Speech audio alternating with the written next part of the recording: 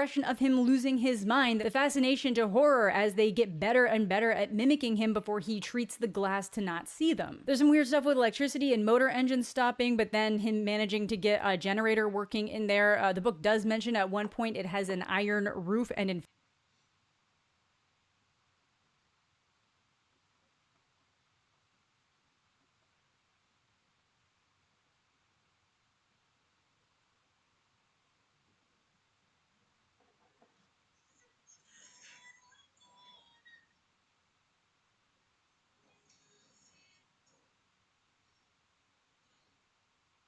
written.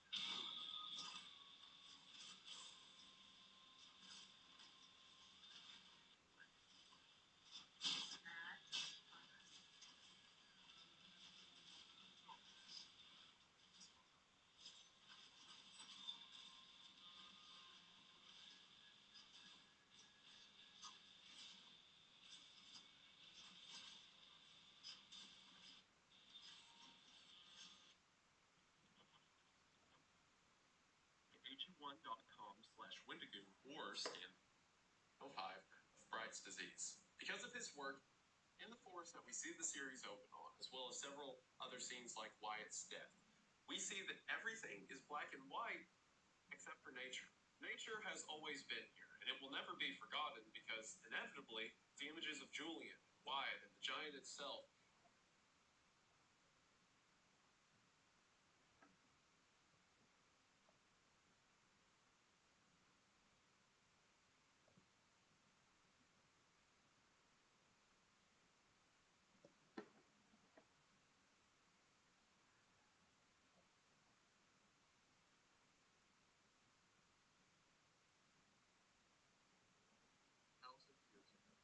altar is very similar to the as getting on memory. I think in future pain can to draw watching. Let's move along. Also, a massive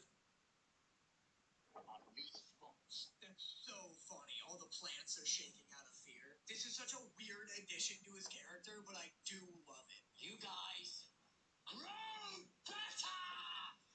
What he does is put the fear of God into them. This is like better character, but I fish would dart through them or hover right in.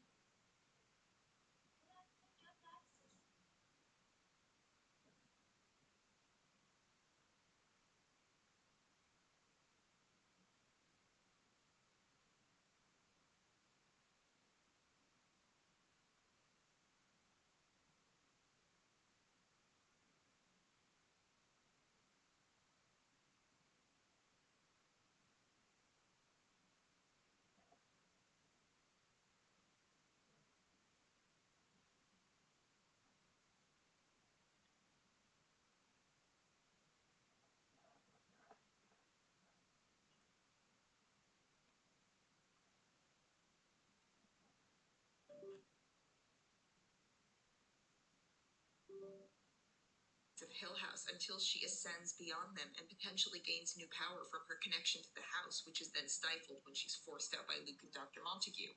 And the series took all of those themes about the struggles of women to be seen and heard and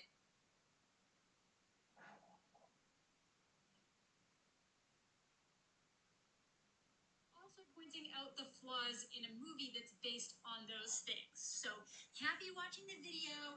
Thanks for listening to this PSA. So 2020, and people think that Megan is missing is real. Okay, if you're a TikTok teen that's come across Megan is missing over the past couple video conversations on their phones in 2006, and no real documentary would show footage or photos of minors going through the things these girls went through. The fact that this even needs to be said, whatever, it's fine. Also, you can Google the movie and see all of these facts immediately. Now, I am not saying this movie isn't going to bother you and that the warnings aren't justified. The last 22 minutes of this thing is literally a teenager being tortured and assaulted. Regardless of whether or not it's real, some people just don't want to see content like that. So if you don't want to see stuff like that, I would probably just recommend skipping this movie. I'm not going to show most of the bad stuff that happens because I don't want this video to get age restricted, but if you're someone who doesn't even really want to hear about that kind of stuff, I won't blame you if you want to click away, but I would like to think that for the most part. But it's also just a really poorly made movie, so I wouldn't watch it based on that alone. There are significantly better things to do with your time, but I get the allure. You know, you find out it's banned in New Zealand because they deemed that most of the content in the film would be injurious to public good, that it took their online, do some drugs and partying, some kids are gonna be sexually active, but this whole movie like amps that up to a pretty disgusting level and just turns it into fear mongering and an over exaggeration of stranger danger. Like, not only is your kid gonna get abducted, they're gonna give blowies at parties too. Like, we get it. Don't meet people on the internet. I say as I've traveled to numerous gaming and film events and met people from the internet. But yeah, don't go talk to people in real life that you met on the internet when you don't know who they are. The gaming community just this summer licensed it up on streaming services and people started freaking out about that. And you get the perfect scenario for a viral trend. Because I guess she's actually just that uncool. Not just calling around to all of Megan's friends who do answer, but then they instantly hang up because I guess she's actually just that uncool. Not uncool enough just to not answer the phone, but to be hung up on. So she adds Josh and he pretends that Megan blew him off and didn't show up. Then it cuts to the worst editing of a missing child segment I've ever seen. Eyes out. My child is missing. This would have seemed dated in the 90s, let alone 2006, especially when the movie finally released in 2011. I realize that a lot of these like missing people or dramatized stories that you see online from these different publications do tend to come across a little bit cheesy, but when it's like a current active missing person, they don't treat it this way. It honestly just feels like Michael went crazy with the iMovie built-in effects. Oh yeah, I forgot to mention that the director, writer, interviewer of Teen Girls, Michael Goy, also edited the movie. But they also just toss in this other missing boy at the end of that segment who went missing just the day before, with almost no coverage or information, but I'm also pretty sure it's the same guy that Old Tercel Jackson. is it supposed to imply he's not a desirable victim? Definitely, she doesn't like immediately. He rightfully goes to the police. See online from these different publications do tend to come across a little bit cheesy, but when it's girls, Michael Goy, all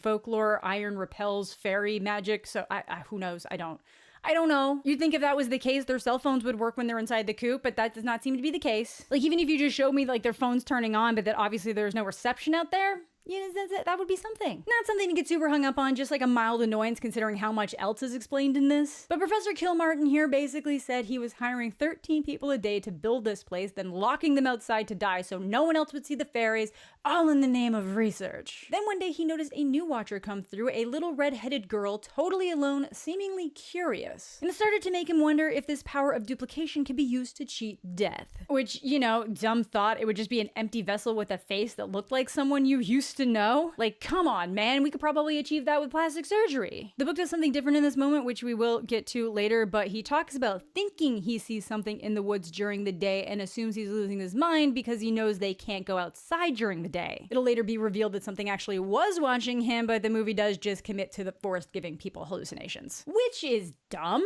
But back to the movie, he gets so curious of this one particular watcher that he actually brings it inside the bunker with him, and it is very unhappy to be trapped. As you might expect, these things used to be godlike figures. Mina then cuts to the last video, which is 300 days in, feeling like he's lost his humanity and needs to kill himself and the one he brought inside, who he's created a bond with. But thankfully, he also tells them how to get back to the boat he used to get in here so they could actually escape this place. They just gotta go in the direction that all the birds do when they flee from the watchers at night. It's gonna be the golden conures time to shine, isn't it? And his one request is that they go to the university and destroy all of his research so no one else can do what he did. I like the book more where he loses his mind for a very logical reason and then can't make it back to the boat because of an ankle injury, but yeah, dude sucked. Good riddance. The plan is to leave first thing in the morning, so they take the night to do a nice little character exposition dump that Daniel is a runaway, that his father was abusive, all these different hopes and dreams he's had and why he left, so it was right around here that I was pretty sure he was gonna die. But maybe I'm wrong, maybe there's a totally different reason why we started getting more information on this character at this point of the movie. They set off and they take the time to stop at this sigil thing that Madeline says was to lock in the fairies after they went to war with humanity and led to them losing their full abilities, and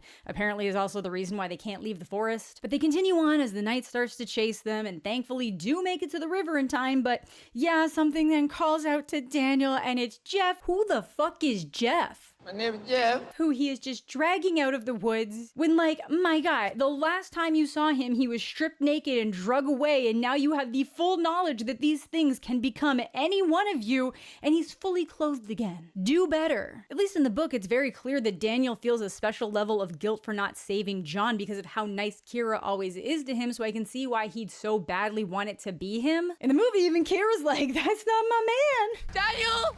It's not John! And yeah, of course it's not. He gets killed. In the book, it's after a lot of toying with him, which is extra sad because he's basically the only reason why Mina got away.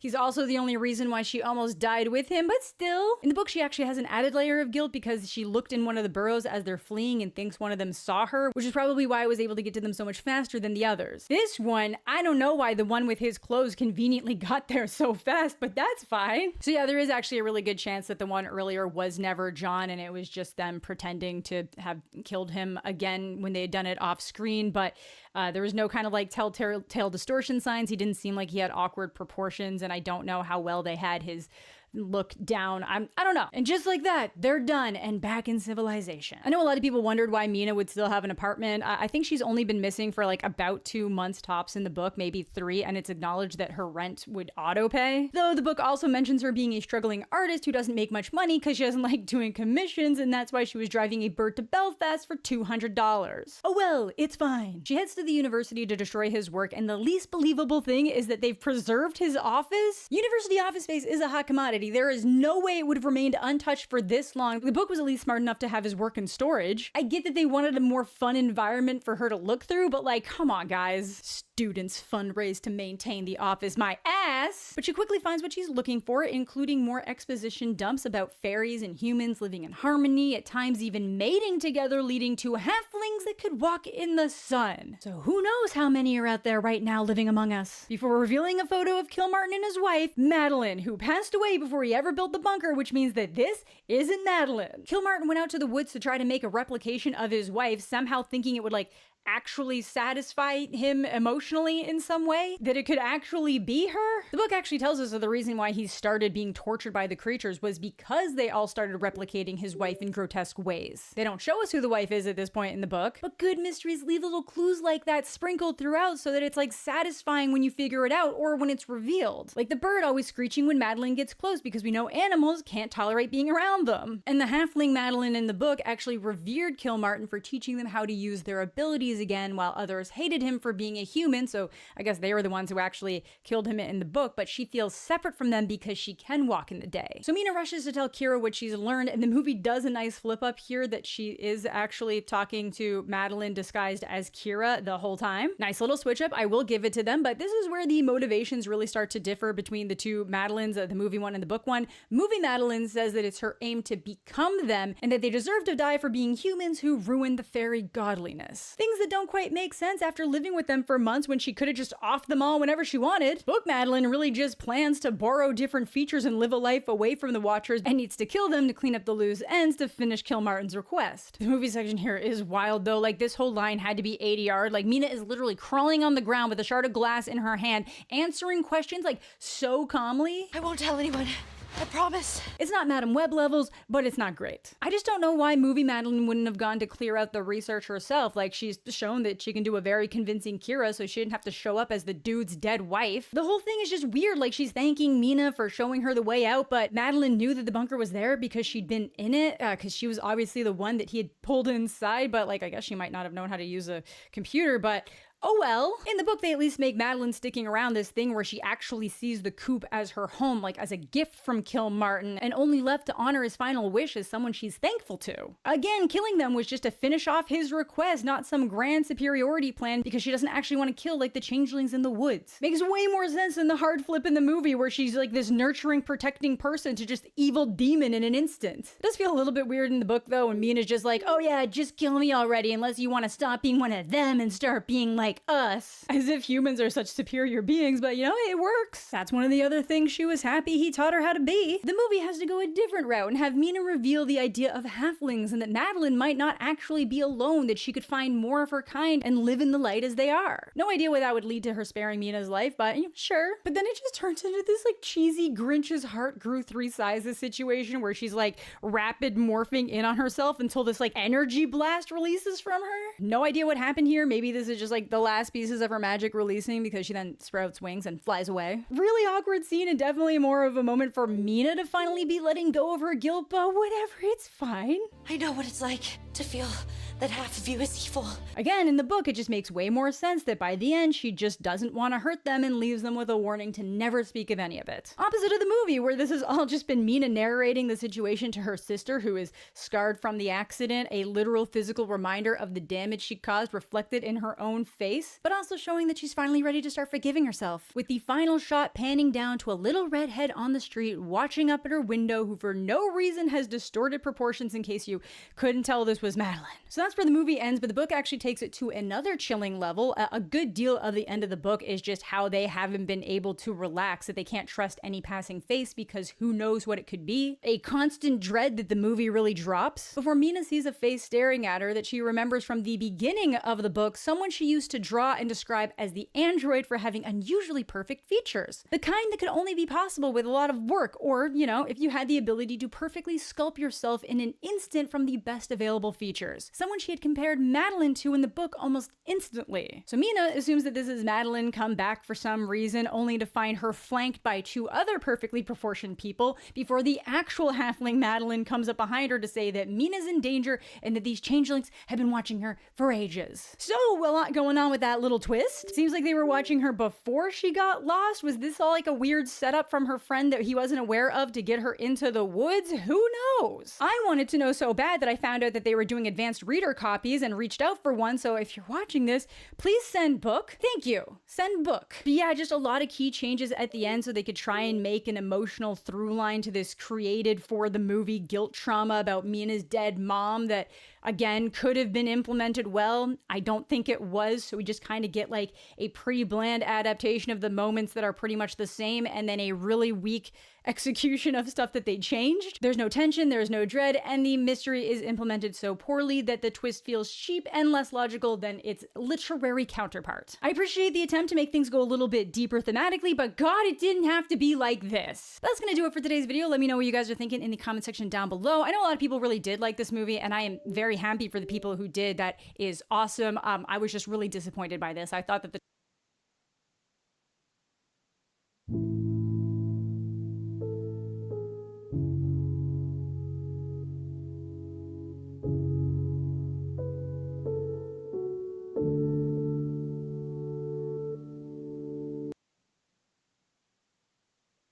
Before we get into this, I want to give a big old thank you to everybody who's picked up a copy of my How to Draw book so far, especially if you've left any reviews for it online or tagged me in the art that you've been making with it, because all of that has been so damn cool to see. I do really quickly want to clear up some confusion, however, and let you all know that the book is in fact still available and is going to remain available worldwide indefinitely for as long as people want it. So if it's out of stock at your local bookstore at the moment, then no need to worry, because you can either ask them to order a copy in for you, or if you'd prefer to nab a physical copy or digital copy for yourself online, then all the links you need are in the description.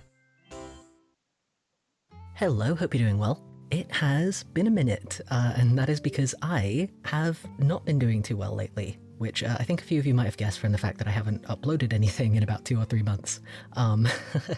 I think I mentioned in my last updatey sketchbook session-y type video earlier this year that there is basically always something, whatever it might be, that will crop up in my offline life around about January time every single year, and sometimes it'll be a good thing, sometimes bad, but always unexpected, and whatever it is will typically prevent me from being able to work on videos for a little bit. And that was very much the case again this year, because I ended up going into 2024 dealing with a major case of burnout alongside some other offline events that had me in a bit of a state. But here's where the pattern changed a little bit, because this time around, that routine coincidence that I've almost become familiar with at this point, whereby something will always happen in January, ended up breaching containment and spilling out beyond the bounds of January, with many different somethings all happening one after another, non-stop. Basically, a lot of unexpected things have been happening in my offline life all year, to the point that I am only just now, in July, kind of finding my feet again and trying to get back into a good creative rhythm. And yeah, before jumping back into working on some of the bigger videos that I want to make, I wanted to make a quick little update and kind of catch you all up on what's been going on. No idea what I'm going to draw to go along with this, but whatever may be happening on screen right now, hopefully you all are sitting comfortably and feeling ready to have a nice little catch up and maybe get on with some creative bits and bobs of your own along with me. Now, first and foremost, I don't want to worry any of y'all, so please rest assured, the fact that I am finally feeling well enough to sit down and make this video in and of itself is a testament to the fact that I am feeling way better now than I have for the majority of this year, so it's all good, don't worry. But yeah. Like I say, I haven't really been able to upload much this year, and originally that began because I took some time off of my own accord to kind of, like, try to avoid the inevitable annual random happenstance that I had a feeling might be on the horizon. And that was nice. It was good to take some time off, play an inordinate amount of Baldur's Gate, just, you know, take a nice little break. But little did I know that as soon as I tried to get back to work, everything would go a bit topsy-turvy, to the point that I ended up being kept away from my desk for a whole lot longer than I originally planned for. Now, before I get into anything else, I think the main through line that I need to mention first here is that for pretty much the entirety of 2024, there has been an international shortage of ADHD medication.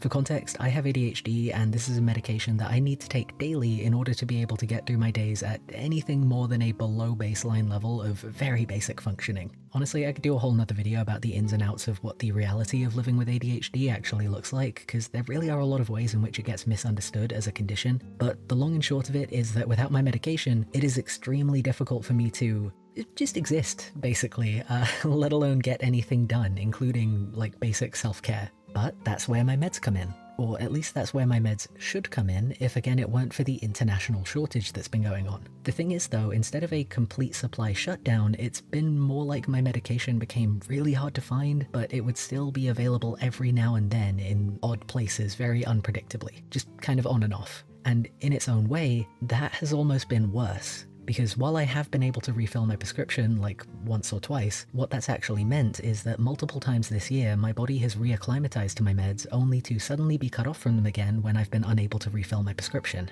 And if any of y'all are familiar with the nature of ADHD meds, although this might just be specific to the kind that I take, I'm not sure, but they are basically a microdose of a specific kind of meth that harmonizes with the old ADHD brain chemistry in a way that is very grounding and helps me to get through my day with the ability to actually do things. But although it is medically very helpful, the primary ingredient is still technically meth, so when you suddenly stop taking this medication, which by the way the label says you should not suddenly stop doing, you crash real hard. In my case, it takes me a couple of weeks at a time to fully bounce back from the withdrawal effects of suddenly not taking my meds anymore. Even if I accidentally miss a dose for like 1 day at a time, for example, I can always tell because I will get absolutely knocked out from how exhausted both my brain and body suddenly become. And during that recovery period, not only am I so tired I can barely move, but all of my ADHD symptoms and a myriad of other things that I have going on with my mental health feel so much more intense to the point that it is completely debilitating. As I'm sat here making this video, I have thankfully finally been able to refill my prescription again after another one of those exact kinds of very debilitating withdrawal periods, but I have no way of knowing if I'm actually going to be able to refill it again at the end of this month like I need to, or if it's just going to be completely unavailable again.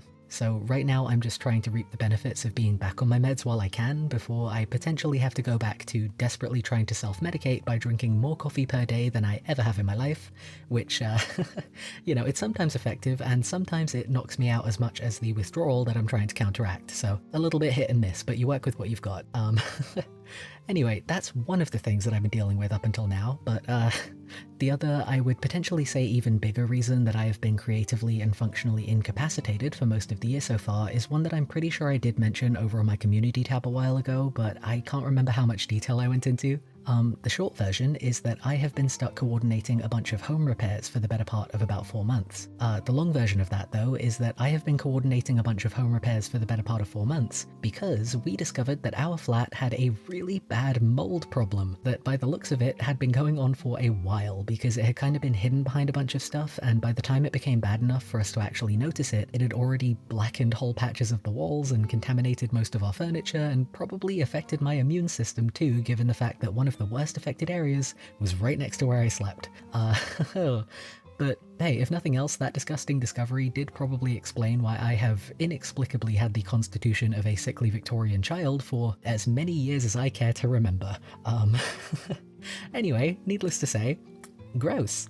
I will be the first to admit that I've become a bit of a hypochondriac ever since lockdown, so that whole mold discovery, while very much overdue, and I am very, very glad that we did discover it so that we could sort it out, it was a bit of a waking nightmare because we weren't actually able to figure out the extent of the damage and get it seen to until quite a while after we discovered that something was amiss, because we got stuck in a really lengthy back and forth waiting game with the manager of our building, who ultimately wasn't able to help, but because we had to wait and see if they'd be able to help, we couldn't begin to get people in and treat it professionally for a hot minute. So I had to spend a handful of months doing my best to clean up what I could, all while feeling like it was not safe to sleep or even breathe in my room, which is where I do all of my work. So obviously not very conducive to getting stuff done.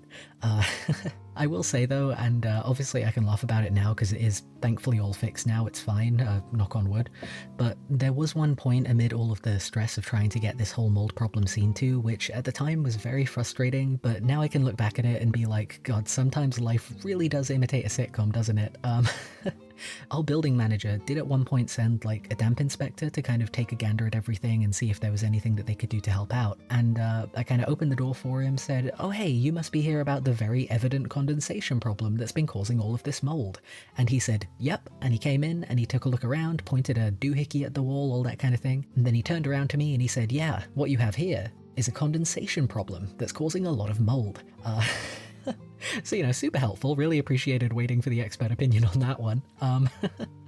But, you know, again, I laugh now, but having to get that whole problem sorted out has been really stressful because not only was it really scary to conduct home repairs during a period of time where I couldn't even work to make up the cost because all of my equipment had to be packed away in boxes, but basically it meant that for the past 4 months straight, I've pretty much just spent all day every day like deep cleaning all of our walls and windows with mold spray and moving furniture around and climbing over boxes of non-contaminated stuff that I had to pack away in order to make room for people to come and take away the contaminated stuff, and trying to arrange for professionals to come and properly mold-proof the place and repaint the walls that got damaged and try to find replacements for the stuff that did get damaged, and all of that juggling of multiple very brain power intensive tasks and to-do lists and calendars and coordination were things that I had to sort out while actively yo-yoing on and off of my ADHD medication and having what was honestly a real bad time with some of the withdrawal effects. Not least of all because while my lack of meds was indeed knocking me out, I didn't even have a bed to crash in because my bed frame had to be taken away to the skip very early on and I wasn't able to get a replacement for a very long time.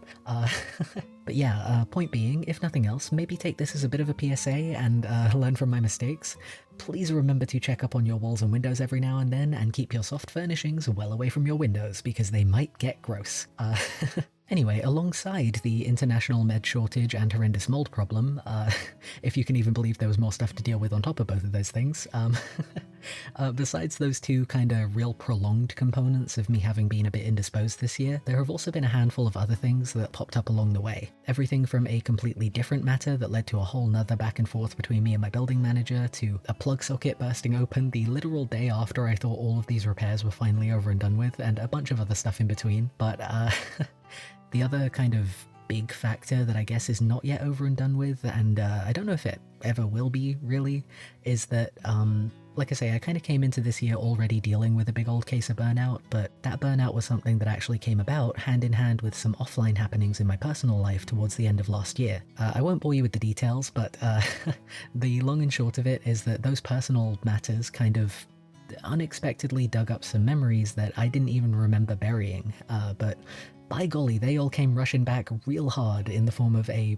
very bad panic attack, and since then, especially during the first couple of months of this year, I kept being kind of blindsided by moments where I felt like I was right back in those buried memories and like reliving some really rough experiences.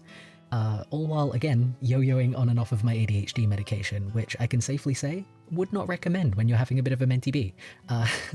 But all jokes aside, other than the aforementioned med situation and home repair endeavour, I've also ended up this year having to take a bit of time to take care of my well-being in another way that's been very long overdue, namely by talking to a therapist about some stuff in my past that, I don't know if it's too late in the video for a content warning, but basically I've been coming to terms with and unpacking and processing some pretty bad abuse that I went through a while ago. Which I realise is a bit of a heavy word to drop in the middle of a sketchbook session like this, so I do genuinely apologise for the heavy topic jump scare there, but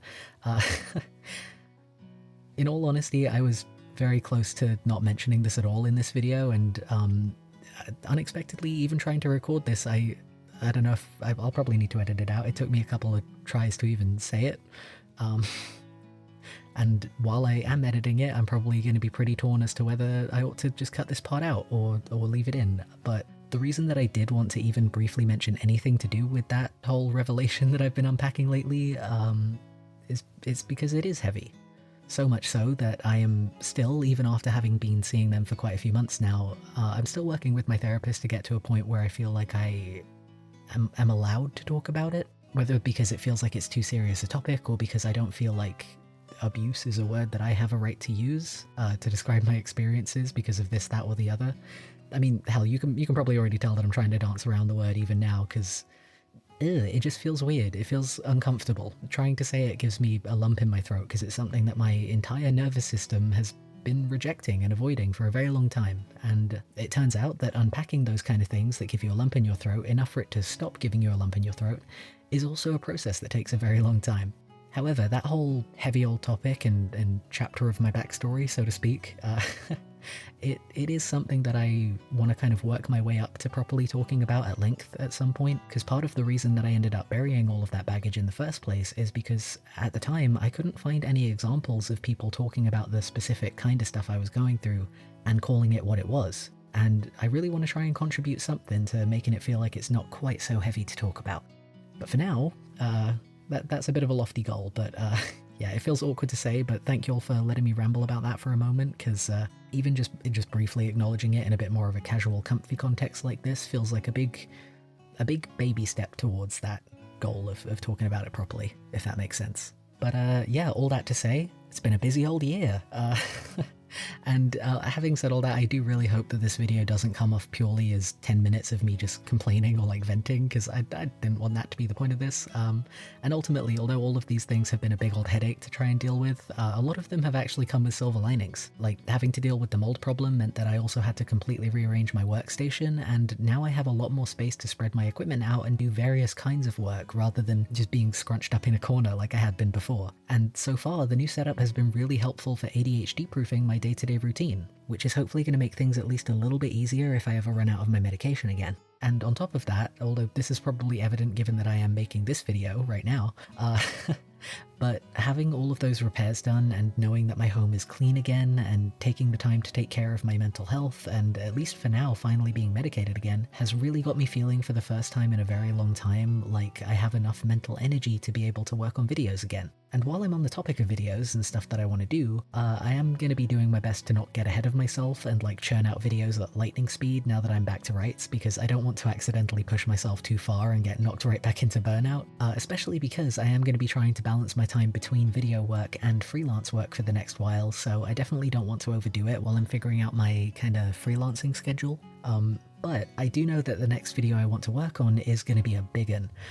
It may or may not be a follow-up to my video from a while ago covering my theories about a certain game. At this point in time, I am about halfway done with writing that one, but I keep having to add to it because new updates keep coming out, so it's kind of a never-ending cycle of like, oh, I've done this section, oh, there's another character to talk about.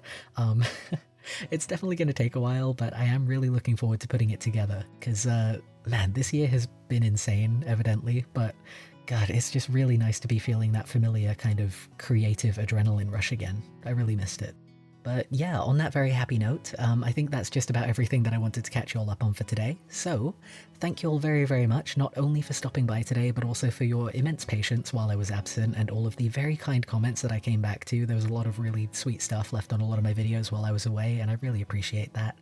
And here's hoping that you can look forward to all of the stuff that's on the way here on the channel, even if it might take a little while to come out because the next one's going to be quite big, and I want to make sure that I figure out a good work-life balance as I go. But for now anyway, I hope you will all keep on staying as safe, happy, and healthy as you possibly can, and I promise I'll be doing my best to do the same.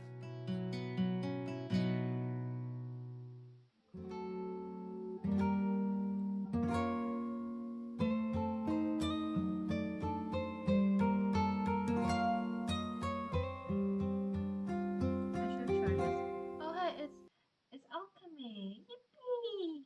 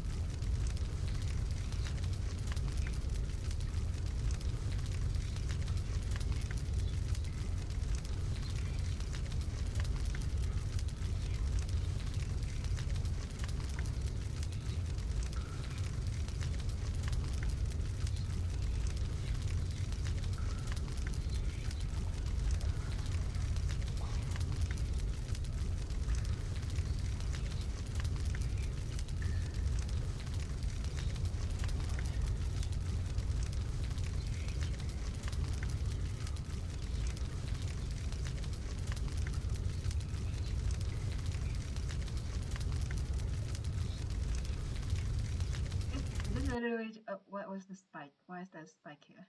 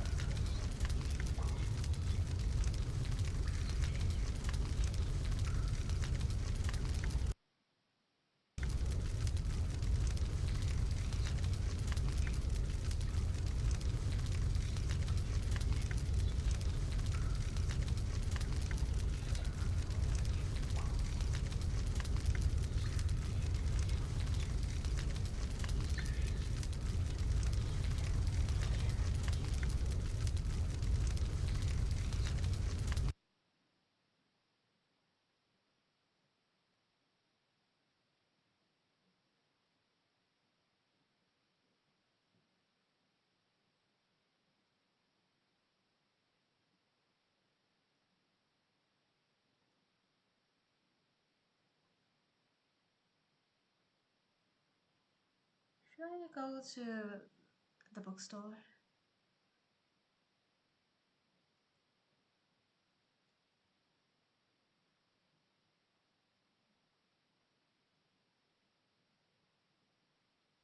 After this. I want to try out something. Ooh!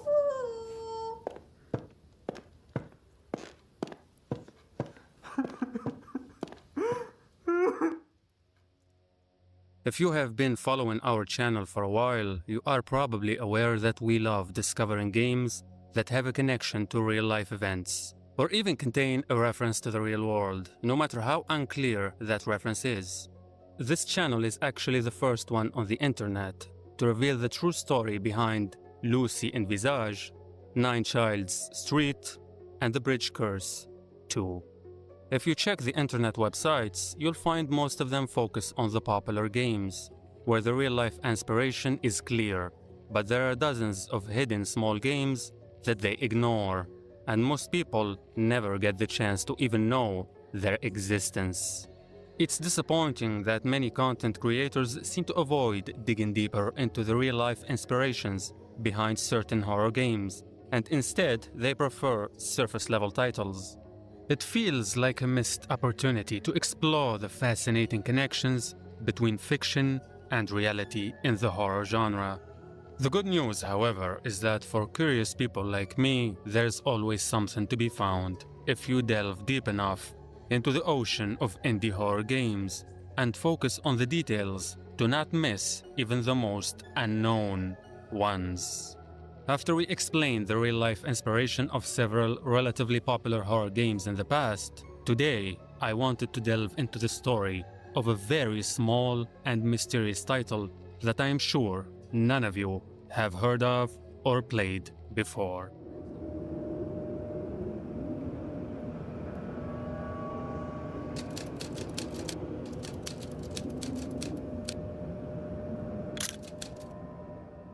The game in question is called Hinter, and it came out 2 years ago back in 2022. Nobody really heard of this game, and the reviews are kind of mixed, because it needs some improvement when it comes to optimization and overall quality. But our focus today is not on the gameplay or the technical side, but rather on the dark story that this game tells. Hinter is a 19-style retro horror experience, and it's intentionally designed to look this way to give you a feeling that you're in the past because of the timeline of the story. In the game, you play as a German man named Andreas Graber, the head of the Graber family in Bavaria, and this family sadly went through a terrifying incident. The story begins shortly before the tragic events, allowing you to explore a place called the Hinterkaifeck Farm, and speak with other family members to find some answers to this horrific mystery. This seems like an interesting chilling plot for a horror game, but what's even more interesting is that the family, the farm, and the events are far from being fictional.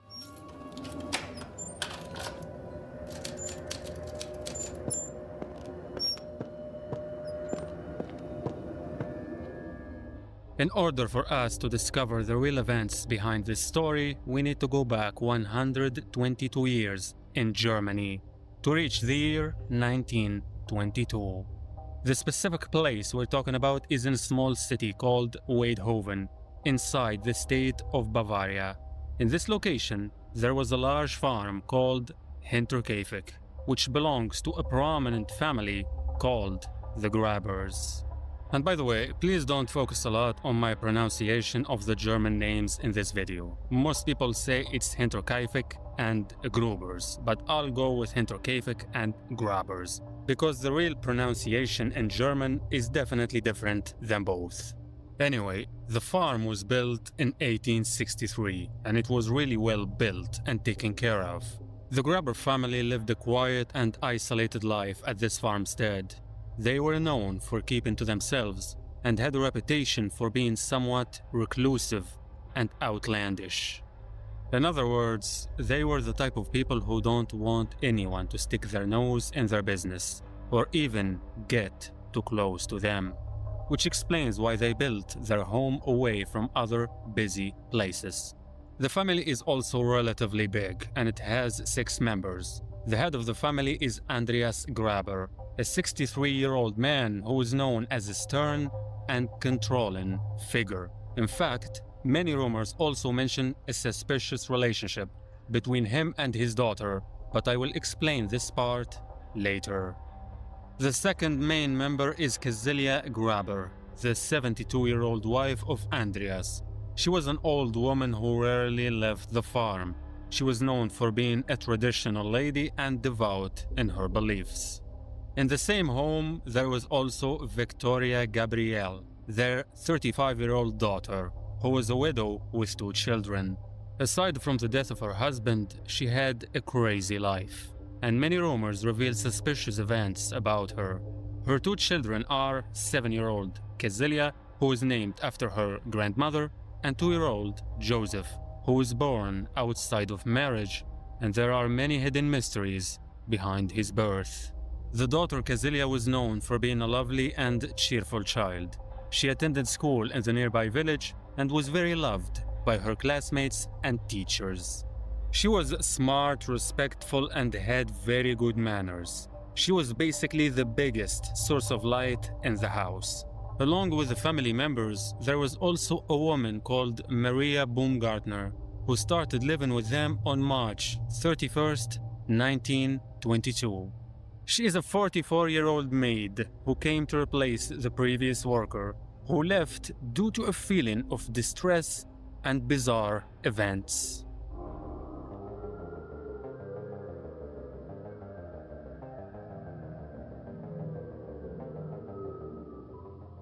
Generally, the family was relatively self-sufficient, relying on their farm for income and means of support. They had little interaction with the outside world, and they didn't want anyone to visit them or even try to be friends with them. Their lives were shrouded in mystery and speculation, with rumors of infidelity, bizarre intimate relationships between the members, and hidden conflicts adding to their enigmatic reputation. Their isolation may have actually contributed to the dark secrets inside their place, and this probably led to the tragedy that happened afterwards. If you're not familiar with the story, you're probably wondering what tragedy I'm talking about. Before I reveal the exact incident, we need to talk a little bit about what happened in the days prior.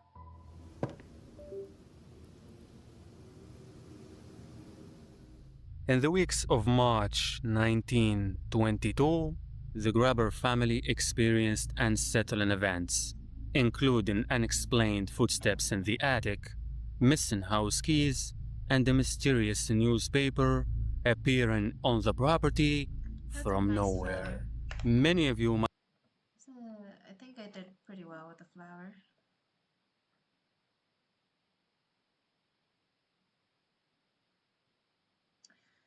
Should I go to the bookstore and like buy some books and then go to a coffee shop?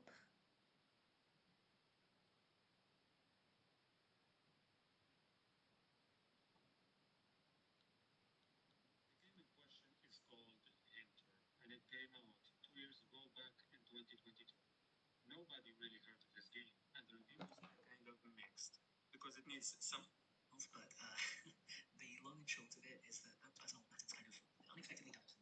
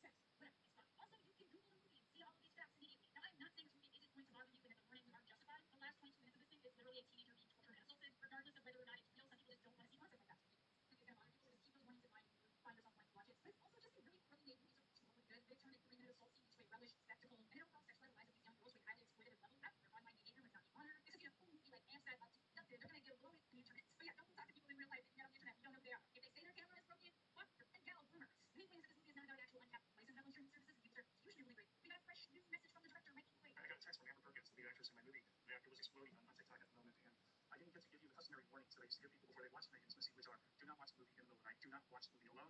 And if you see the words photo number 1 pop up on your screen, you have about 4 seconds to shut off the movie if you're already kind of freaking out before you start seeing things that maybe you don't want to see. So apologies to those who are already posting about how the movie has freaked them out, but fair warning to those of you who are still contemplating watching the film. And yeah, honestly, if you are watching this movie and feel bothered, you should probably click off right around the time you see photo number 1 pop up on the screen. And I appreciate what he's going for thematically, but it would have had such a bigger impact if it did so much as a movie. I get the idea of trying to get unknown actors and people that would come across as genuine. This honestly plays out like some kind of ninth grade film project where no one really knows what they're doing. It is really hard to argue with people who just see this as a torture porn exploitation film, a genre that was super popular at the time this was filmed. Because it made release towards the tail end of 2011, this kind of movie was kind of falling out of favor. But it was filmed in 2006. 2011 really didn't make sense in 2006. I would ignore all that time. Express those concerns about child abductions and the dangers of a documentary that's specifically compiled of cell phone transmissions and computer files. As if your video calls were constantly being saved as we're having them, even if they were on your cell phone, which 100% was not a thing in 2006. That's not even a thing now. But whatever, we'll let him have these cell phone transmissions. And we see these two girls that are like opposites attract friendship. Megan's kind of cool party girl who has troubled home life, and Amy is the loser virgin with stable parents. Not my sentiments, just how the movie actual conversations go with Mascara. Anyways, I guess Megan having a video chat with a different friend, and she talks about was is horrible. Very good.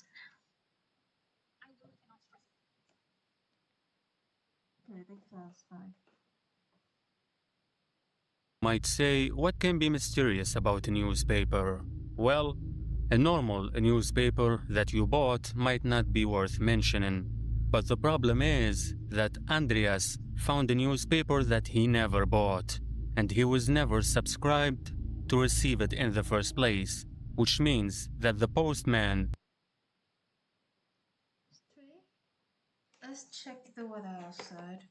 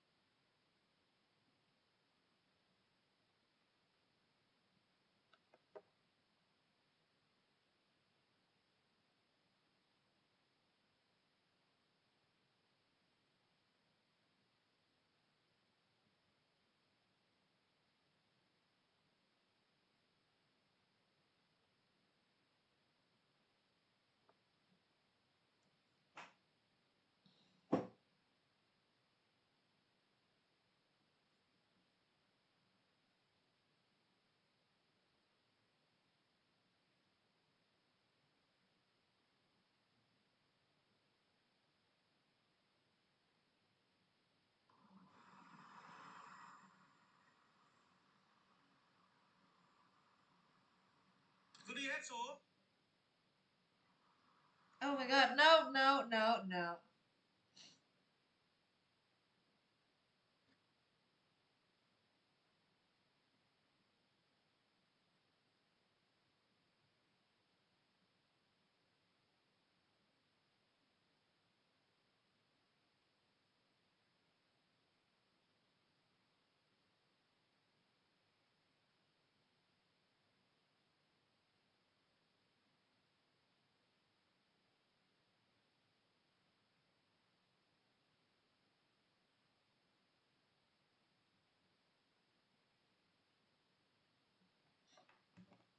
feel like coffeeing and I don't get out a lot. Okay, I can get out and like chill for maybe 2 hours, 6 and go back. Go to Cafe de Mangdain, which is really close. Did not bring it to the house. Andreas also I feel like I would be a bit more in the mood.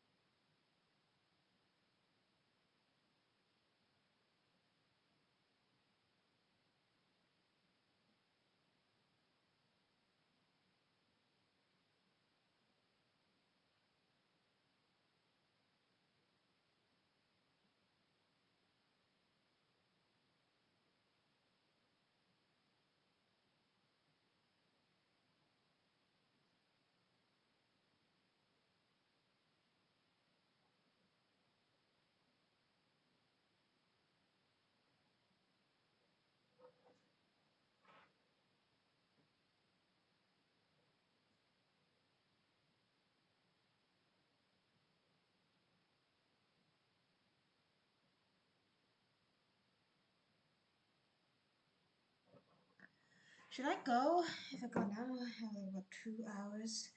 Go chill at the Mangden. And maybe have a look at the price actually. How much? Born on the other side of the ocean. All the tide against you. Da-da-da. Be much good for anyone.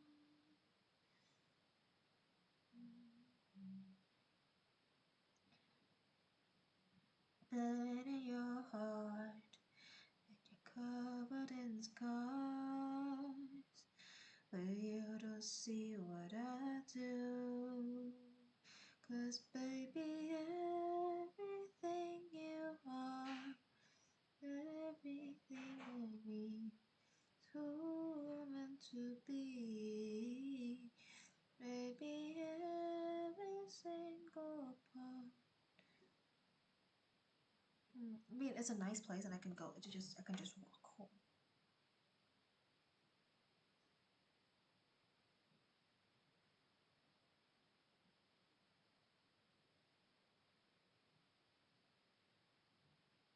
Egg coffee seems interesting. What if I okay? What about coffee Lee?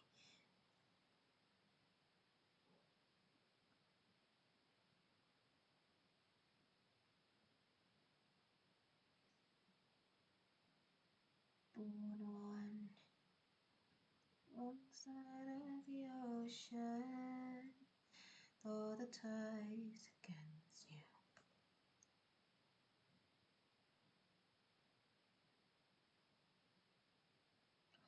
I could go to the Kafka.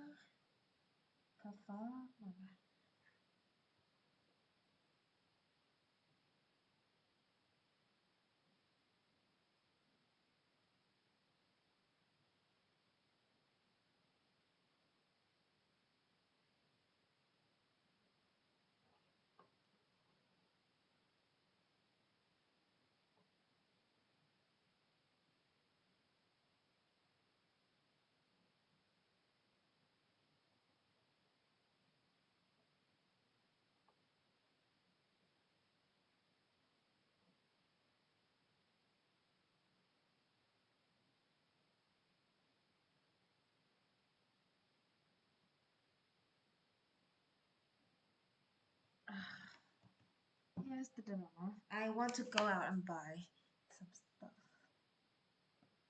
I also wanted to draw, and all in all, what I actually want to do is to wait. Is this what? Oh no.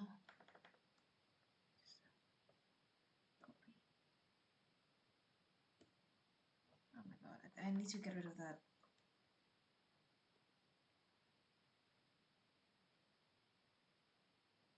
It got moved.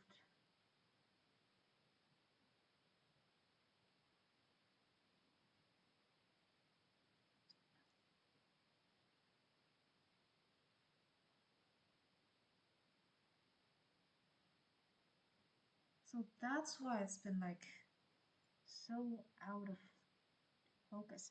It's the goddamn shortcut.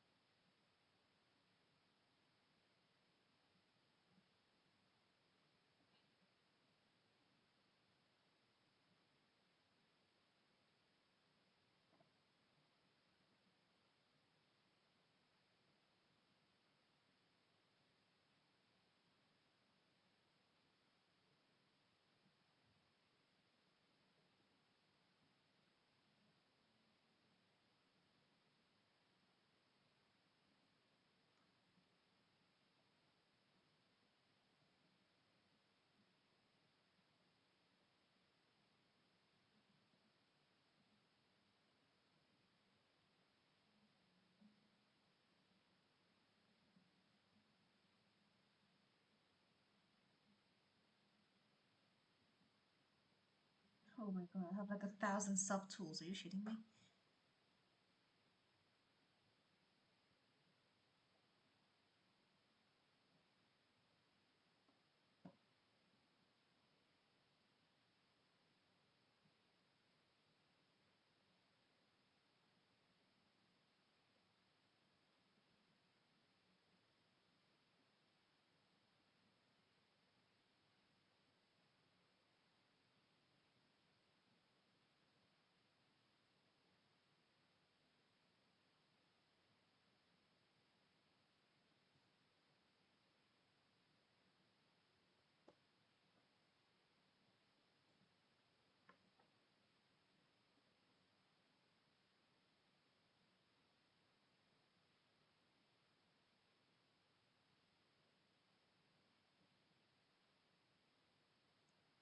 Okay, you know what?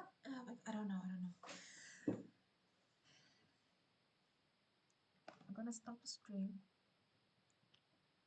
Bye.